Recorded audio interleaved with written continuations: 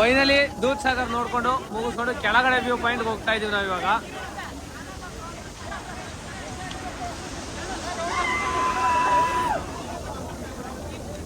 ಈ ತರ ಹುಚ್ಚು ಸಾಹಸ ಮಾಡಕ್ ಹೋಗ್ಬೇಡಿ ಅಷ್ಟೇನೆ, ಸುಮ್ಮನೆ ರಿಸ್ಕ್ ಇದೆ. ಸ್ವಲ್ಪ ಸ್ಲಿಪ್ ಆಯ್ತು ಅಂದ್ರೆ ನಮ್ ಲೈಫೇ ಹೋಗ್ಬಿಡುತ್ತೆ. ಒಂದು ಫೋಟೋಗೋಸ್ಕರನ ಈ ತರ ಸಾಹಸ ಮಾಡ್ದಲೇ ಇರೋದು ಒಳ್ಳೇದು.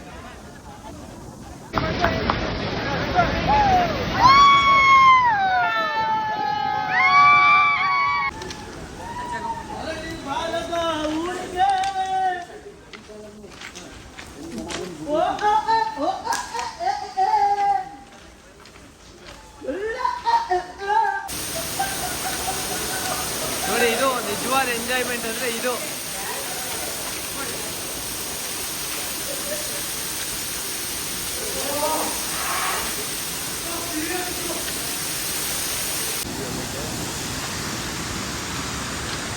ಬರ್ಬೇಕು, ಈ ತರ ನೇಚರ್ ಎಂಜಾಯ್ ಮಾಡ್ಬೇಕು ಅಷ್ಟೇನೆ.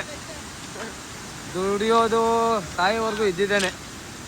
ನಾನು ಎಷ್ಟು ದುಡ್ದೆ ಎಷ್ಟು ತಿಂದೆ ಅನ್ನೋದಕ್ಕಿಂತ ನಾನು ಎಷ್ಟು ಸುತ್ತಾಡ್ದೆ ಅನ್ನೋದು ಮ್ಯಾಟರ್ ಆಗುತ್ತೆ. ಸೊ ಆದಷ್ಟು ಸುತ್ತಾಡಿ ಅಷ್ಟೇನೆ. ಈಗ ಶೂಟಿಂಗ್ ವ್ಯೂ ನೋಡಿ,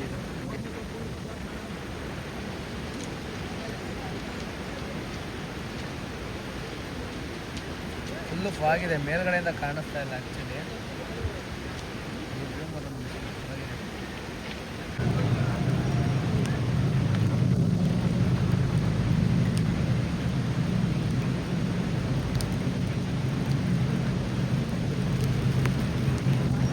ವ್ಯೂ ಯಾವ ತರ ಇದೆ ನೋಡಿ.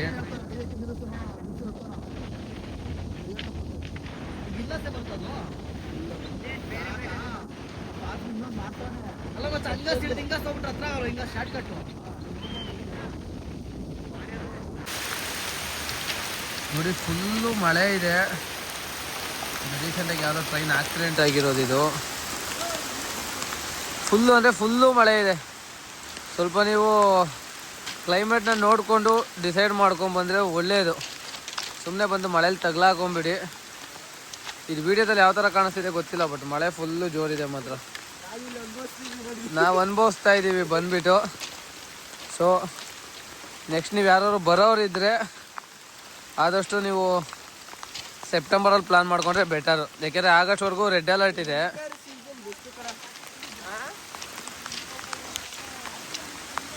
ಪೋಸ್ಟ್ ಮಾನ್ಸೂನ್ ಬಂದರೆ ಚೆನ್ನಾಗಿರುತ್ತೆ ಇದು ಆ್ಯಕ್ಚುಲಿ. ಪ್ರೆಸೆಂಟು ಸೊನಾಲಿಯಂ ರೈಲ್ವೆ ಸ್ಟೇಷನ್ ಹತ್ರ ಇದ್ದೀವಿ. ಇಲ್ಲಿಂದ ಕೂಲಮ್ಮು ಇನ್ನೂ ಒಂದು 6 ಕಿಲೋಮೀಟರ್ಸ್ ಇದೆ ನಮಗೆ. ಆಲ್ರೆಡಿ 6 ಕಿಲೋಮೀಟರ್ಸ್ ಬಂದಿದ್ದೀವಿ. ಇನ್ನೊಂದು 6 ಕಿಲೋಮೀಟರ್ಸ್ ಹೋದರೆ ನಾವು ಇಲ್ಲಿಂದ ಗೋವಾ ಟ್ರೈನ್. ಬ್ರೋ ಏನೋ ಎಲ್ಲ ಗ್ರೀನ್ ಕಲರ್ ಆಶಿಕ್ ಅಂತ ಬರ್ದವ್ರೆ.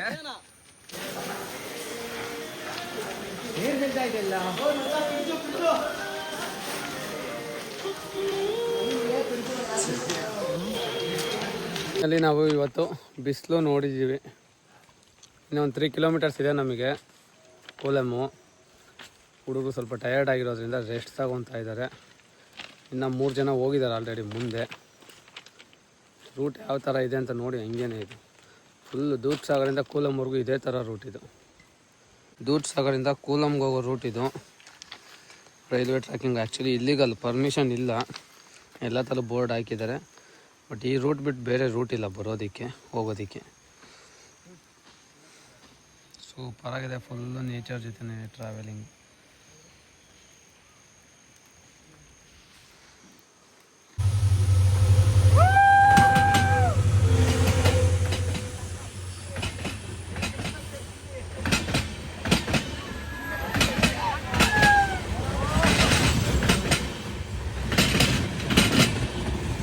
ಫೈನಲಿ ಟೈಮ್ 11:30 ಆಗಿದೆ.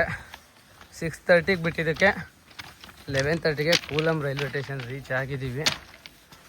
ಇಲ್ಲಿಂದ ಹುಡುಗರ ಹತ್ರ ಸ್ವಲ್ಪ ಡಿಸ್ಕಷನ್ ಮಾಡಿಕೊಂಡು ಗೋವಾಗೆ ಇವಾಗಲೇ ಹೋಗೋದು ಇಲ್ಲ ಸಂಜೆ ಹೋಗೋದು ಡಿಸೈಡ್ ಮಾಡಬೇಕು. ಫುಲ್ಲು ಮಳೆ ಇಲ್ಲಿ. ಆ್ಯಕ್ಚುಲಿ ನಾವು ಲಾಸ್ಟ್ ಟೈಮ್ ಬಂದಾಗ ಇಲ್ಲಿ ಸ್ವಿಮ್ಮಿಂಗ್ ಎಲ್ಲ ಮಾಡಿದ್ವಿ. ನೀರು ಫ್ಲೋ ಕಮ್ಮಿ ಇತ್ತು ಅವಾಗ. ಈ ಸಲ ಫುಲ್ಲು ಜಾಸ್ತಿ ಇದೆ. ಅದಕ್ಕೆ ನಾವು ಇಲ್ಲೇ ಸ್ವಿಮ್ ಮಾಡ್ಕೊಂಡು ಹೋಗೋಣ ಅಂತ ಬಂದ್ವಿ. ಬಟ್ ಫುಲ್ಲು ಓವರ್ ಫ್ಲೋ ಇದೆ ಇಲ್ಲಿ. ಸ್ವಿಮ್ ಮಾಡೋದಕ್ಕೆಲ್ಲ ಆಗಲ್ಲ, ಇನ್ನೂ ಓವರ್ಫ್ಲೋ ಇದೆ. ಇದು ದೂಧಸಾಗರಿಂದ ಬರೋ ವಾಟರು ಇಲ್ಲೇ ಬರೋದು.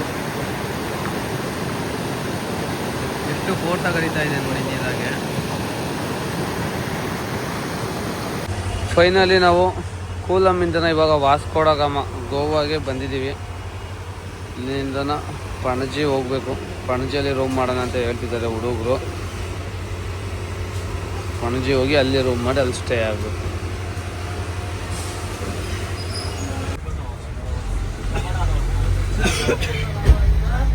ಇವಾಗ ನಾವು ಹೋಗ್ತಾ ಇದ್ದೀವಿ ಇಲ್ಲಿಗೆ ಕಲ್ಲಂಕುಟ್. ಅದೇ ಭಾಗ ಎಲ್ಲ ಪಕ್ಕ ಪಕ್ಕನೇ ಆಲ್ಮೋಸ್ಟ್ ಇಲ್ಲಿ ಮುಂದೆ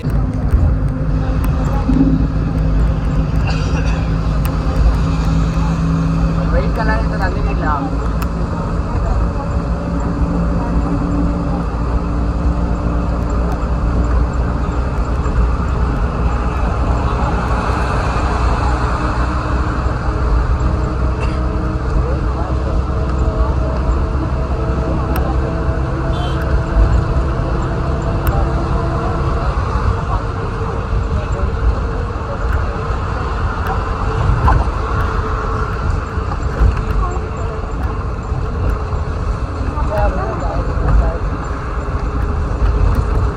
ಫೈನಲಿ ಬಾಗಾ ಬೀಚ್ ಬಂದಿದ್ದೀವಿ. ಇವಾಗ ಇಲ್ಲೇ ರೂಮ್ ನೋಡಿಬಿಟ್ಟು ಯಾವ್ದಾದ್ರು ಚೆನ್ನಾಗಿ ಸ್ಟೇ ಮಾಡಿಬಿಟ್ಟು ಫ್ರೆಶ್ ಅಪ್ ಆಗಿ ನೈಟು ರೌಂಡ್ಸ್ ಹೋಗಬೇಕು.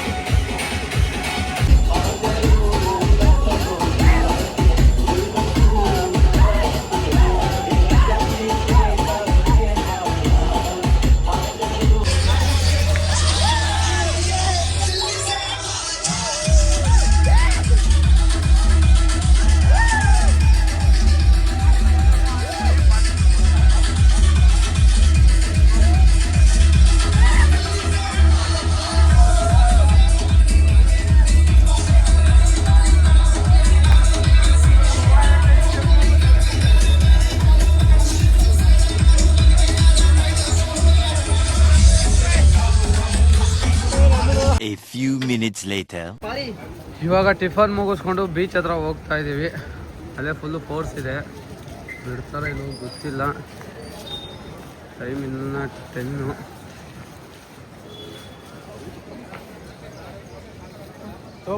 ಮುಂದೆ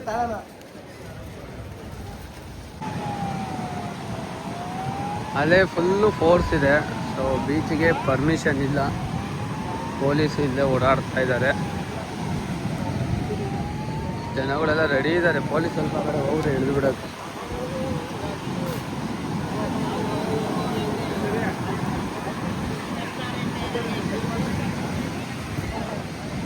ಅಲ್ಲೇ ಇದು ಯಾವ ರೇಂಜಿಗೆ ಬರ್ತಾ ಇದೆ ಅಂದರೆ ವೀಡಿಯೋದಲ್ಲಿ ಯಾವ ಥರ ಕಾಣ್ತಿದೆ ಗೊತ್ತಿಲ್ಲ, ಬಟ್ ಇಲ್ಲೊಂದು ಫುಲ್ಲು ಫೋರ್ಸ್ ಇದೆ.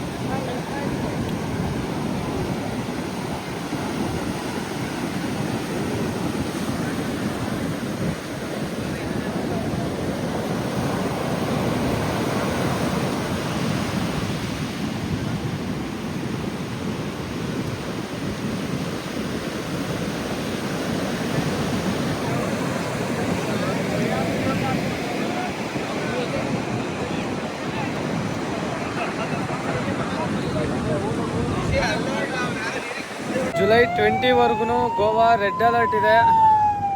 ಯಾವುದೇ ಬೀಚಸಲ್ಲಿ ಪರ್ಮಿಷನ್ ಇಲ್ಲ. ಸೊ ಬರೋರು ನೋಡಿಕೊಂಡು ಪ್ಲ್ಯಾನ್ ಮಾಡಿಕೊಂಡು ಜುಲೈ 20 ಆದಮೇಲೆ ಬಂದರೆ ಒಳ್ಳೆಯದು. ಏಕೆಂದರೆ ಯಾವುದು ಬೀಚ್ಗೆ ಬಿಡೋದಿಲ್ಲ, ಪೊಲೀಸ್ ಎಲ್ಲ ಇರ್ತಾರೆ ಇಲ್ಲಿ. ಪರ್ಮಿಷನ್ ಇಲ್ಲ, ಹೋದವ್ರನ್ನ ಜೀಪ್ ಹತ್ತಿಸ್ಕೊತಾ ಇದ್ದಾರೆ.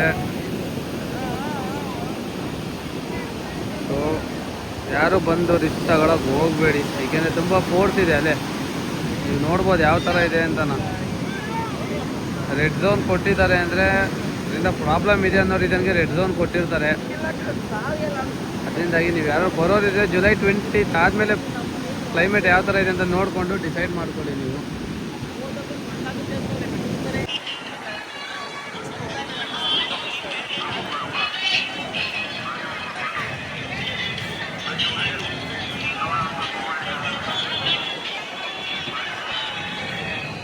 ಫೈನಲಿ ನಾವು ಗೋವಾಯಿಂದ ಹೊರಡ್ತಾ ಇದ್ದೀವಿ.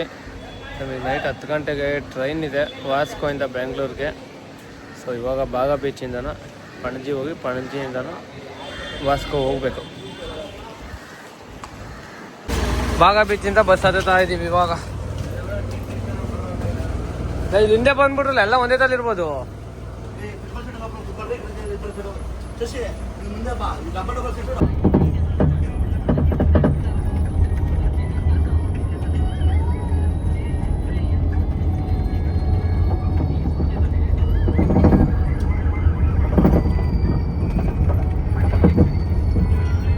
ನಾವಿವಾಗ ಪ್ರೆಸೆಂಟು ವಾಸ್ಕೋಡಿಗಾಮ ರೈಲ್ವೆ ಸ್ಟೇಷನಲ್ಲಿ ಇದ್ದೀವಿ. ನಾವು ಹೋಗ್ಬೇಕಾದ್ರೆ ಯಶವಂತಪುರ ಎಕ್ಸ್ಪ್ರೆಸ್ ಟ್ರೈನ್ ಆಲ್ರೆಡಿ ಬಂದಿದೆ. ಟೈಮು 9:30. ಇದು ಹೊರಡೋದು ಬಂದು 11ಗೆ ಹೊರಡುತ್ತೆ ಇಲ್ಲಿಂದನ. ಡೈಲಿ ಇರುತ್ತೆ ಟ್ರೈನ್ ಇದು. ಇಲ್ಲಿಗೆ ನಮ್ಮದು ಗೋವಾ ಪ್ಲಾನ್ ಮುಗಿದಿದೆ. ಆರ ನೋಡಿತೀರ, ಸುಮ್ಮನಿರಲ್ಲ.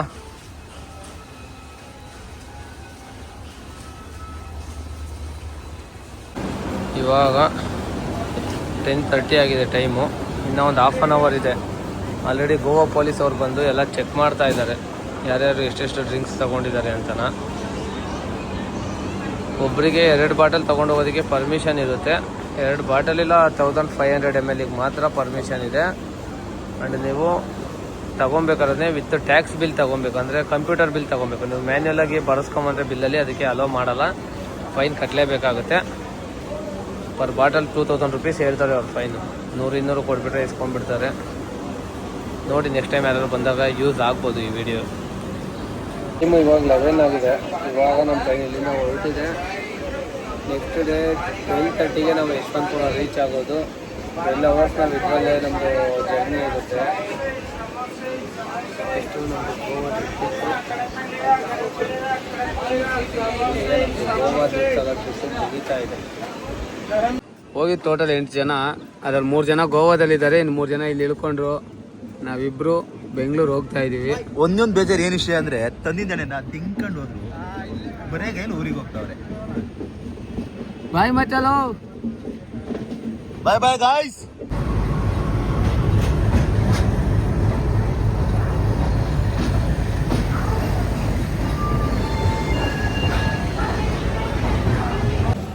ಫೈನಲಿ ನಾವು 12:45ಗೆ ರೀಚ್ ಆಗಿದ್ದೀವಿ ಯಶವಂತಪುರ.